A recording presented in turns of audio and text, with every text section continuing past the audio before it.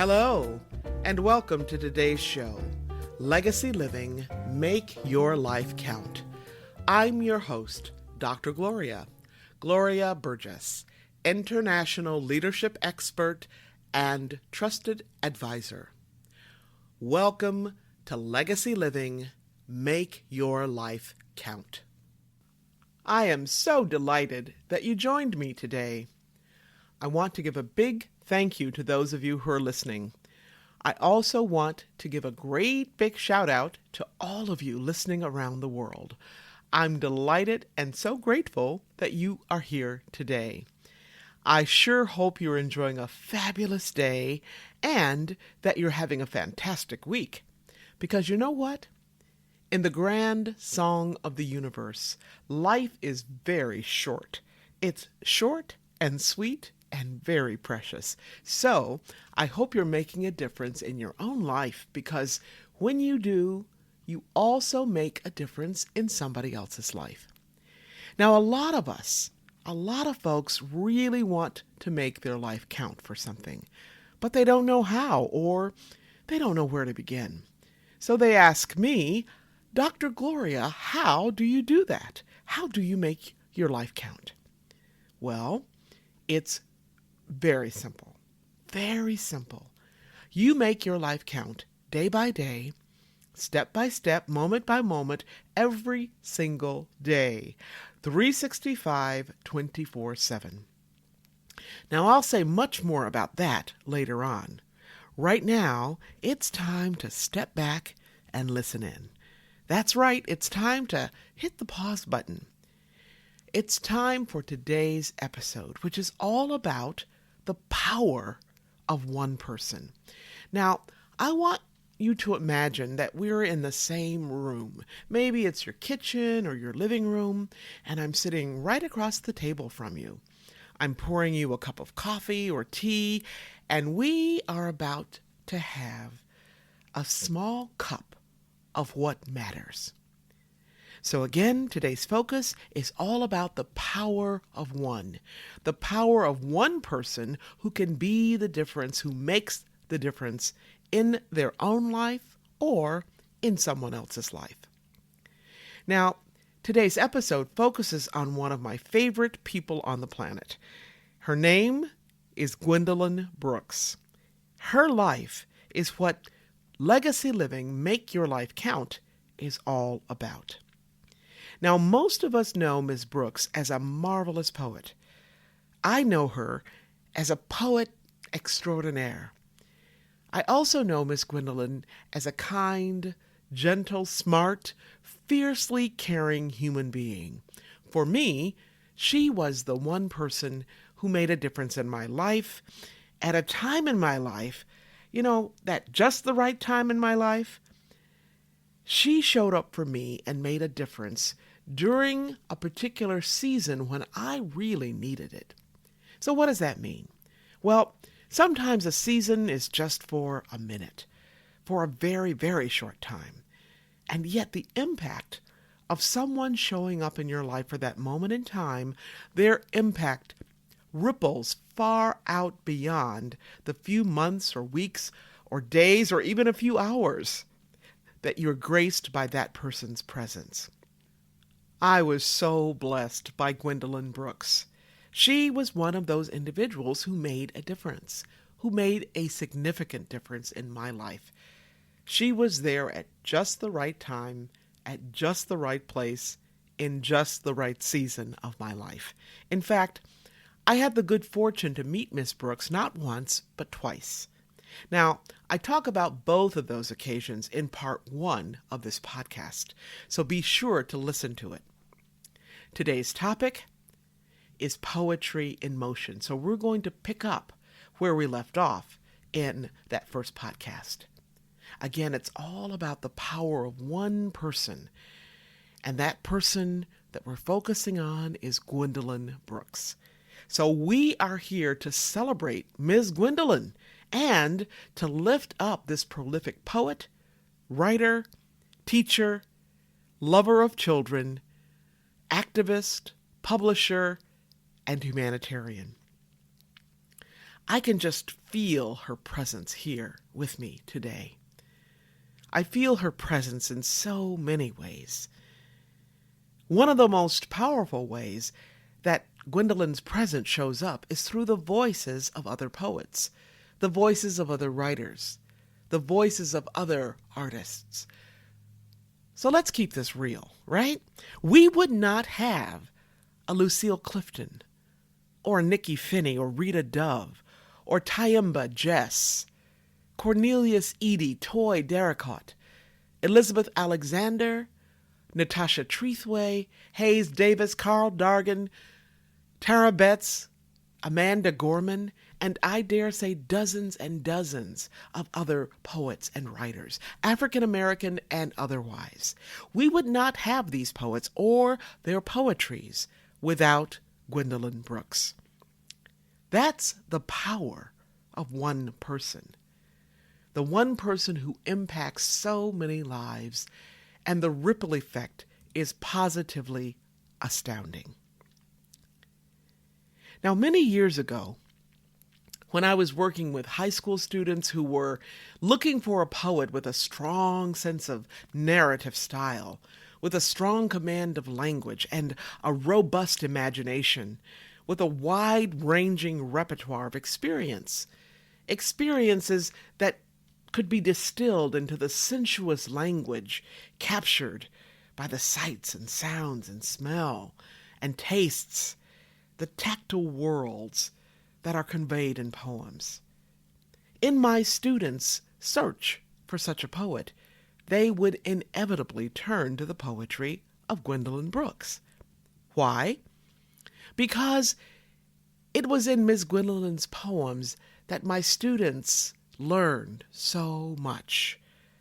They learned about love, about tenderness, about cruelty and compassion, about hatred and bigotry and perseverance.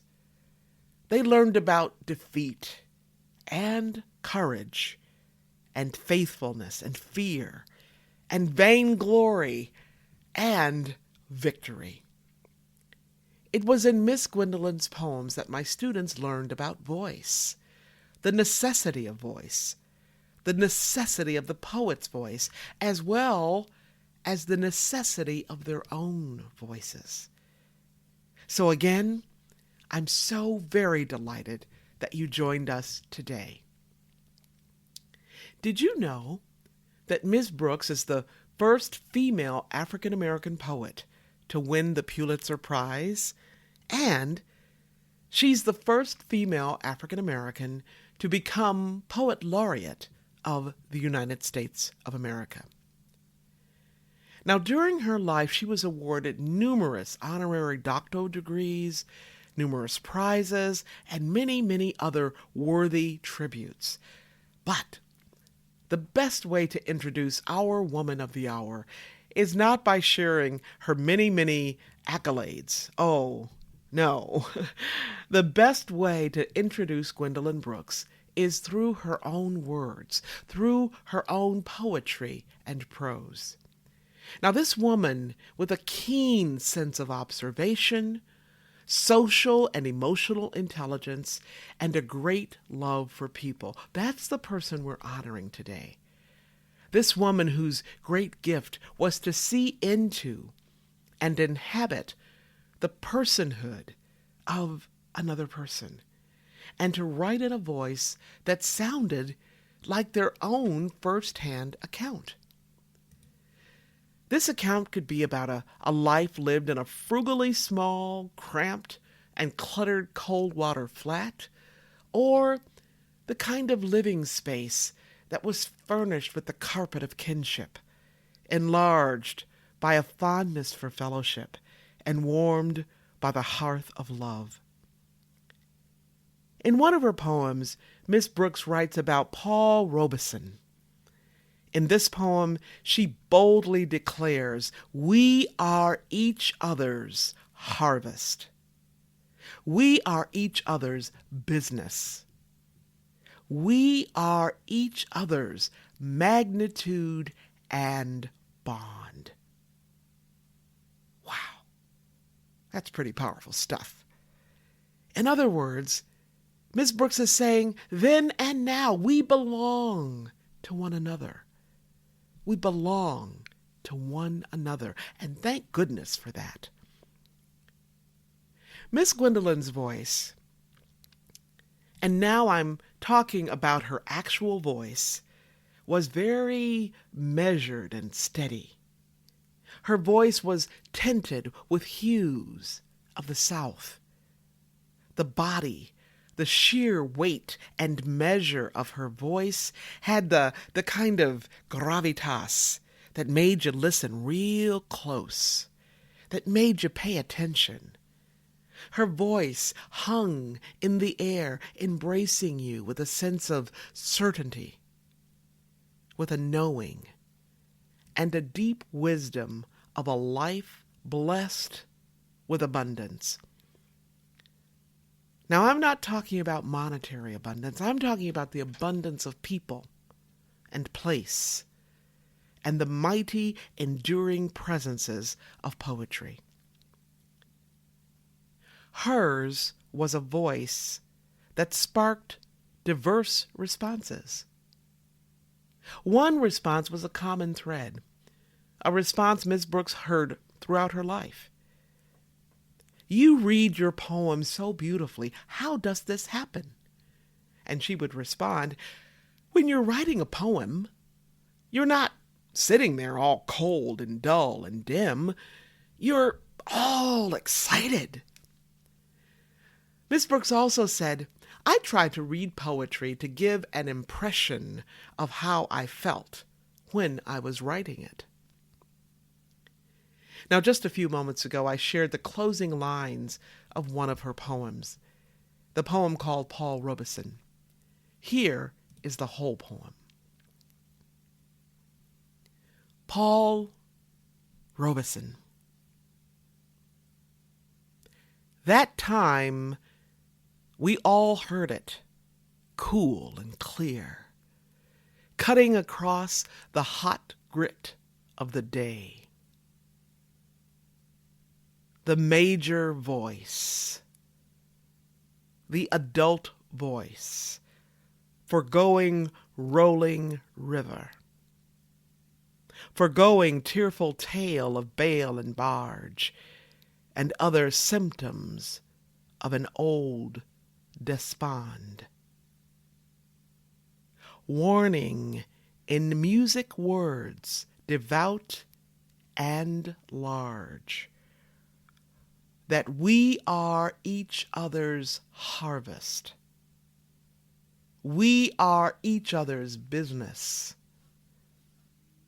We are each other's magnitude and bond.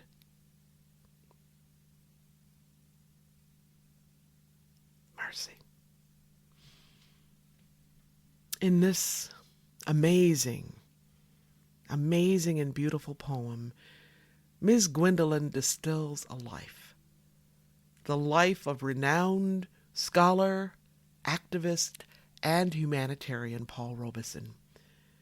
This human being who was blacklisted by Hollywood, this human being who had the courage and fortitude and integrity to wield his magnificent intellect as a force for human dignity, to lift up his mighty voice as an instrument for change, to convey by his presence the power and the indomitable force of the human spirit. This is Paul Robeson, the human being. I'll read that poem again, Paul Robeson. That time we all heard it, cool and clear, cutting across the hot grit of the day. The major voice, the adult voice, foregoing rolling river, foregoing tearful tale of bale and barge, and other symptoms of an old despond. Warning in music words devout and large. We are each other's harvest. We are each other's business. We are each other's magnitude and bond.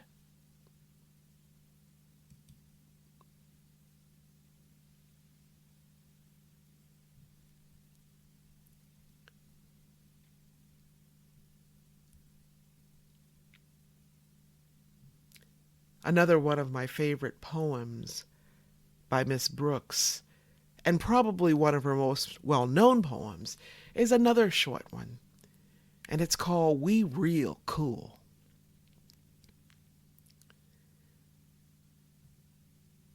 We real cool.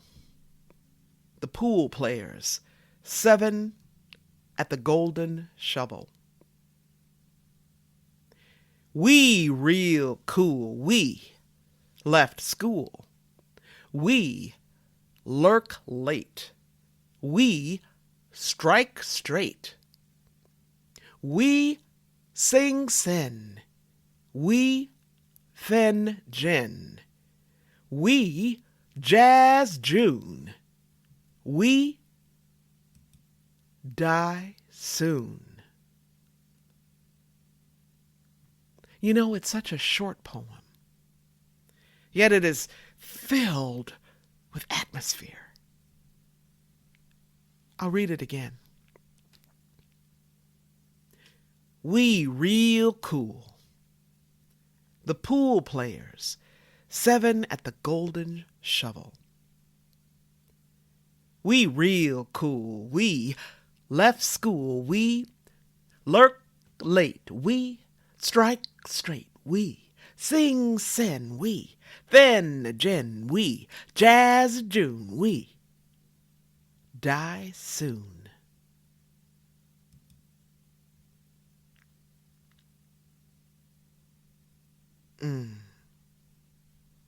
Poems are like that. Poems are like that. Sometimes they want to be read a second time, or even a third or fourth time, right?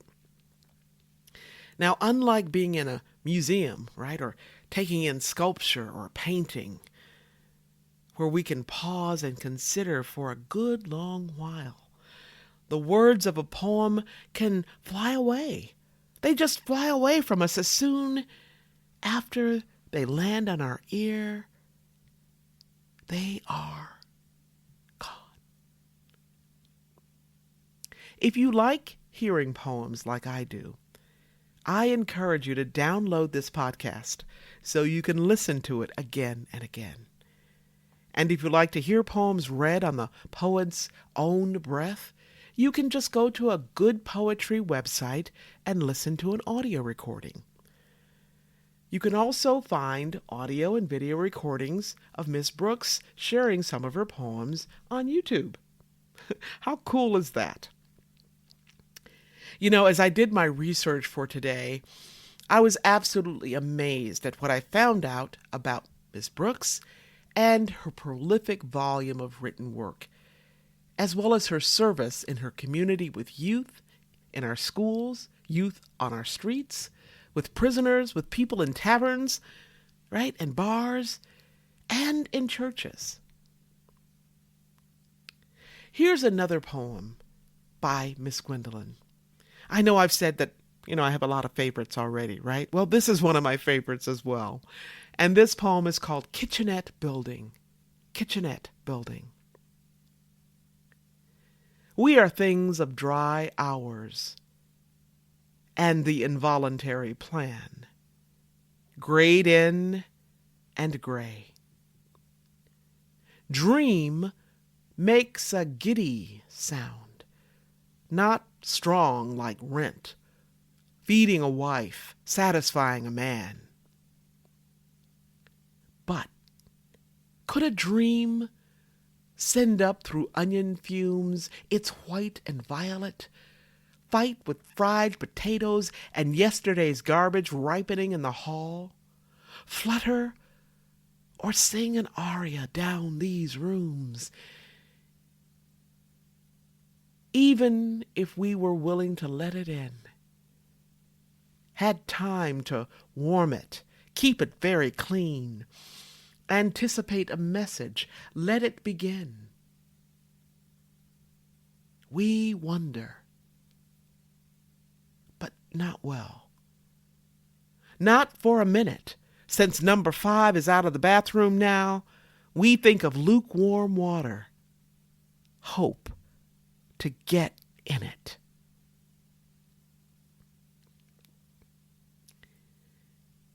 Now, one of the reasons I love this poem, and I love it for many, many reasons, but I think the most significant reason is because it helps me recall in an instant my own life of living in the projects. Now, these were not the projects in Chicago, but the projects in Detroit, right? Detroit, Michigan. And it also connects me to the dreams that so many people had. Dreams that were seldom realized because the urgency of life, the urgency what was right in front of you day in and day out, week in and week out, just took over. And you know what? Over time, the dreams began to grow smaller and smaller until one day there was no dream. There was only the concrete reality of the onion fumes from somebody else's cramped apartment, right? The smell of your own or somebody else's garbage whenever you walk down the hall toting your family's garbage to drop it into the chute that led to the incinerator, right? The concrete reality of waiting for one of your neighbors to hurry up and finish in the bathroom so you could have your turn. The concrete reality of the hot smell and scorching sting of asphalt, the playground for us children just outside the revolving front door. Miss Brooks is so attentive and exquisitely skilled at capturing the essence of a person's life in just a few well-chosen words and images and tastes and smells. One of the hallmarks of her writing is that she's also gifted in being with people, not merely writing about them. Sabrina Miller, in writing an article for the Chicago Tribune about the legacy of Gwendolyn Brooks, Ms. Miller reminds us that long before the Black arts movement of the 1960s brought fiery rhetoric into the mainstream, Ms. Brooks was holding poetry workshops in her home with members of the notorious street gang called the Black Stone Rangers. Susan L. Taylor, former editor-in-chief of Essence magazine, calls Brooks a master writer who communicated the most profound ideas in a simple, accessible way. She was truly a humble queen among us, who loved her blackness, who loved being a woman, and who had a generosity of spirit that is unparalleled. Can I just get an amen? Now, here is one of Miss Gwendolyn's simple, accessible, and I might add savvy poems called Sadie and Maud. Sadie and Maud. Maud went to college. Sadie stayed home. Sadie scraped life with a fine-tooth comb. She didn't leave a tangle in. Her comb found every strand. Sadie was one of the livingest chicks in all the land. Sadie bore 2 babies under her maiden name. Maud and Ma and Papa nearly died of shame. When Sadie said her last so long, her girls struck out from home. Sadie left as heritage her fine-tooth comb. Maud, who went to college, is a thin brown mouse. She is living all alone in this old house. Now, this poem is simple and accessible. Yes, it is. And like any good poem, there's much, much more to it than meets the eye. That's where savvy comes in. You see, on the surface, this poem is about two women, one named Sadie, the other named Maud. But when we pay attention, and when we hear the song beneath the song of this poem, it really is about relationship.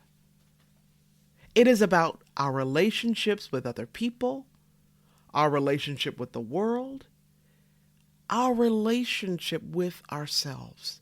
And on another layer, this poem is a metaphor for life. A metaphor for life, for how we live. And you know me, I always say how we live is how we do everything else, right? It's how we parent, it's how we teach, it's how we serve, it's how we love, it's how we lead in any aspect of our lives. Now, if you want to learn more about Miss Gwendolyn Brooks and her life of writing and service, be sure to visit the Poetry Foundation website. That's right, it's the Poetry Foundation website, and the URL is www.poetryfoundation.org. Okay, www.poetryfoundation.org. There you can read more about Miss Gwendolyn's life, read her poems, and even hear her read some of her own poems. You can also find a wonderful tribute to Miss Gwendolyn's life in a beautiful book called I Dream a World. This book is composed by Brian Lanker. I Dream a World is a lovely photo-narrative book. It's oversized. In fact, the photo portraits take up one full page. And on the facing page of each spread is a narrative, words from each woman's own mouth, words that paint a picture of who she is, words that paint a picture of her values, her loves, her family, her work, her struggles, her hopes, her joys, her facing and dealing with barriers and obstacles, and ultimately words that paint a vivid picture of her victories and triumphs. The book was published in 1989. When I bought it many, many years ago, I recognized many of the women in it.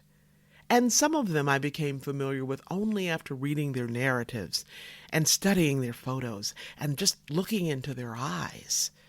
Looking into the eyes of a woman who looked back at me from those very pages. More than that, I imagined these individuals as full-bodied, not simply as talking heads, so to speak.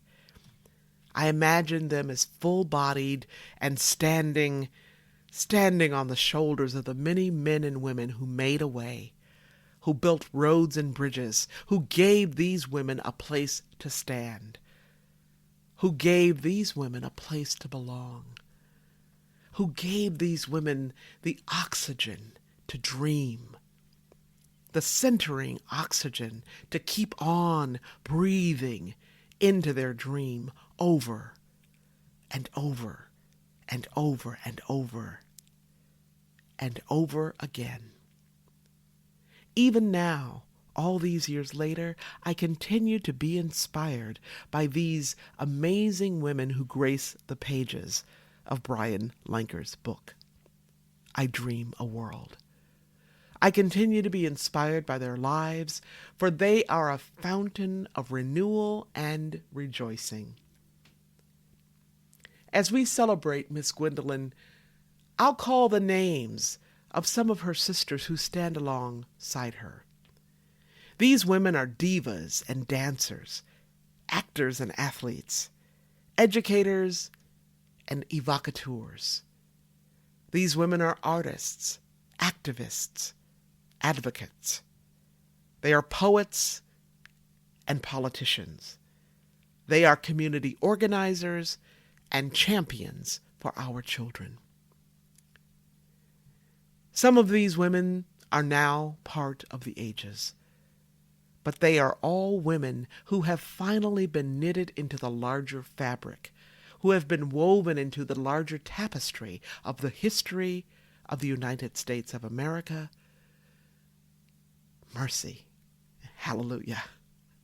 These women include Rosa Parks, Coretta Scott King, Lena Horne, Shirley Chisholm, Fannie Lou Hamer, Alice Walker, Angela Davis, Toni Morrison, Leontine Price, Marian Anderson, Myrlie Evers, Maya Angelou, Barbara Jordan, Odetta, Ruby Dee, and more of my favorites.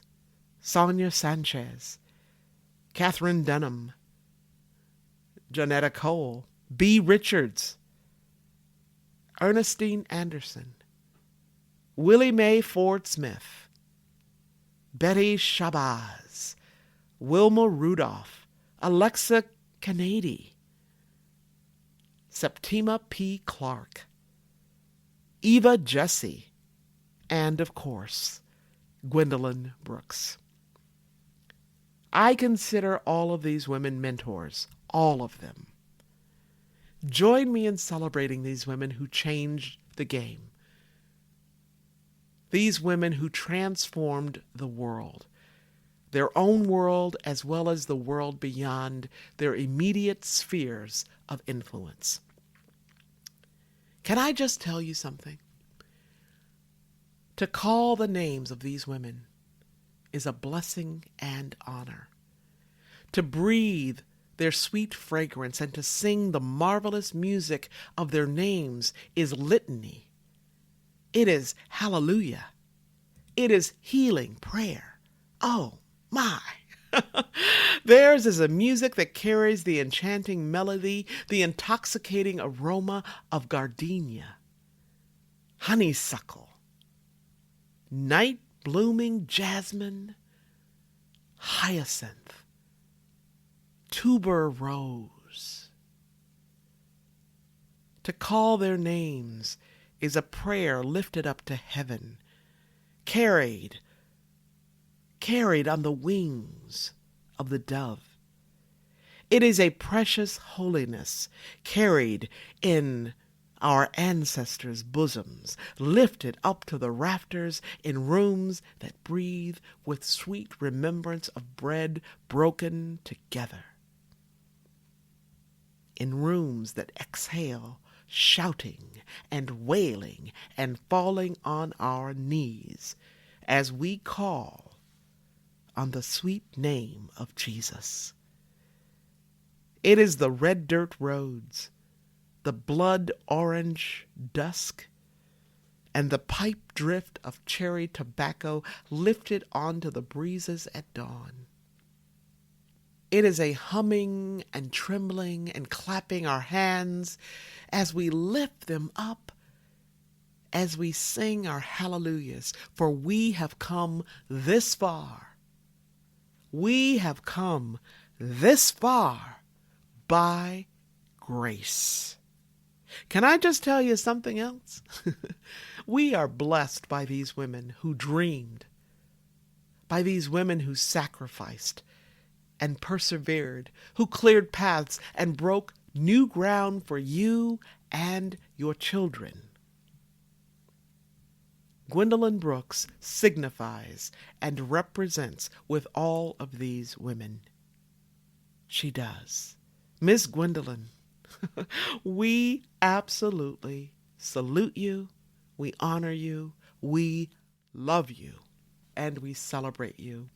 During National Poetry Month, during Women's History Month, and not only then, we celebrate you every single day. We celebrate you for making the invisible visible, for your compassionate artistry and marvelous gifts of being awake to life and turning life, the good, the gracious, the ugly, and the tragic, into astonishing works of reverence, into astounding works of art. We express our deep, deep gratitude we thank you for showing us the power of poetry in motion and the power of one person who lives their life to make a difference. Now that's exactly what we talked about earlier. And I promise to say more about how you can do the same thing to make a difference and to make your life count. So, here we go. You can make your life count by being there for someone who simply needs the sweet, precious fragrance of your presence. So what do I mean by that? Well, maybe they just need you to listen to them talk about their day, or about how their mom is doing, or maybe they need to talk about their relationship with their 13-year-old daughter or son. And they don't want to just talk with anybody. What they really need is to talk to you. Why? Because you listen. You listen with a smile in your heart. You listen without having to jump in and give advice. You listen because you really care. You make your life count by the simple, loving things you do for someone. Maybe you make your wife a cup of her favorite tea, not because she asked you, but because you know it's one of her favorites. You also do it because you know her love language. Or maybe you play her favorite music. Or perhaps you go for a nice, long walk with her, not because you need the exercise, but just because. Now maybe you take a time out of time, maybe 30 minutes, 20 minutes to go through your closets, and you pull out your gently used shirts or blouses, your gently used sweaters and slacks, and you fold them up and take them to your local Goodwill or thrift store. Or maybe you take whatever extra money you have and you buy some food to donate to your local food bank. Or maybe you read a story to a child. Did you know to a young girl or boy, attention is spelled L-O-V-E, right? To make a difference, you don't have to do anything fancy or extraordinary. You don't have to be a superhero or superheroine, right? None of those capes, right? You just have to have a heart full of love. You simply have to serve others without any expectation of return. You could pick a handful of fresh herbs from your deck or garden and give them to a neighbor. Or maybe you could bake a batch of cookies and take them to the nursing home. Be sure to give some to your mom when you visit her. And give some to the staff. You could also call a friend. Or remember when you write a note to someone, just tuck in a few stamps or a bag of tea or a pack of coffee, right? My sister calls my mom every day just to say hello and to tell her how much she loves her. When I call my mom, I love to sing songs with her, the songs she sang as a little girl. Now, sometimes she can't remember my name, but she remembers those songs. Sometimes I'll read her stories or share scripture with her. Now, what's my point? It's simply this. You can make a difference. You can be the difference with who you already are, with what you already have. You make a difference by showing up as who you are, day by day, every day of your life. You make a difference by being grateful for who you are, being grateful for family and friends and neighbors and coworkers, and by counting your blessings. Now, we can go beyond simply counting our blessings, right? We can go beyond by being a blessing. Not too long ago, I was teaching a class, and it was a class for leaders who want to take their faith into their work, not as pastors or rabbis, right? But these leaders want to take their faith into the nonprofit and education and civic and corporate sectors. They work as police officers and firefighters. They work as agency directors in mental health, as leaders on our school board, right? They're leaders in the military, administrators in our healthcare system. They're educators who work with our youth. All of these folks are about making a difference. I say all of this because just like you and me, sometimes these leaders, these leaders that I'm talking about, they get so focused on making a difference in somebody else's life that guess what? They forget about themselves, right? Now that's what happens when you're so focused on serving, when you're focused on passing it on, when you're focused on giving back. So if you're born to serve like me, we have to remember that one of the best ways to make a difference is to first take good care of yourself, right? Because we all know that if we were to create a list of our to-do items, of our to-serve items, we would be nowhere on that list. So one of the first things to remember is to take good care of yourself so that you can serve with a healthy body, mind, and soul. How we live is how we serve. It's how we serve, teach, parent, lead, right? In any aspect of our lives. So let's remember to take good care of ourselves every single day. 365, 24/7. All right.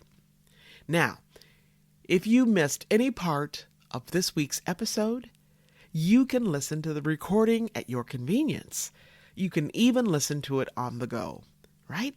So check us out at www.talknetworkradio.com/hosts/legacy living. Now that's quite a mouthful. All right, so I'm going to say it again. That's www.talknetworkradio.com/hosts/legacy living. Now, if you want to be the change you seek, be sure to listen to this podcast again and again. And be sure to tell somebody, right? Share the wealth. You can also find me on iTunes, Audible, Alexa, SoundCloud, iHeart, TuneIn, Spreaker.com, and just as I mentioned, Talk Network Radio, and so many other places. You can learn more about my work and legacy living, Make Your Life Count, by visiting the Gloria Burgess website. That's Gloria, B as in boy, URGESS.com, the Gloria Burgess website. And as I've mentioned before, if you love to be inspired, you can actually subscribe to my inspirations right on my website.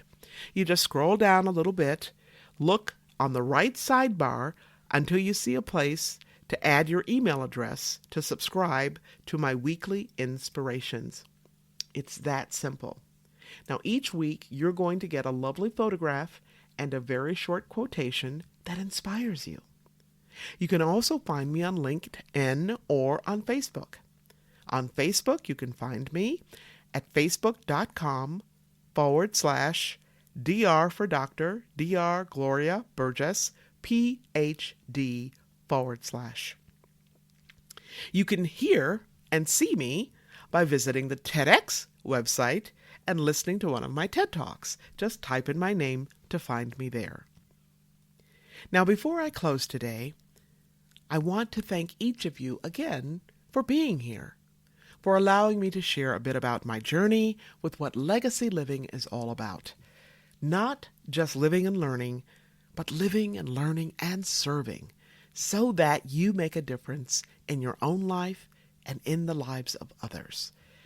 It's about being on purpose every single day, 365, 24/7. Legacy living is one of the many ways to make your life count. I'm your host, Dr. Gloria Burgess, and this is Legacy Living, Make Your Life Count. Please join me again next time for Legacy Living, Make your life count. And remember, don't just count the days in your life. Make the days in your life count. That's what legacy living is all about. Have a fantastic day. Make the days in your life count. God bless you.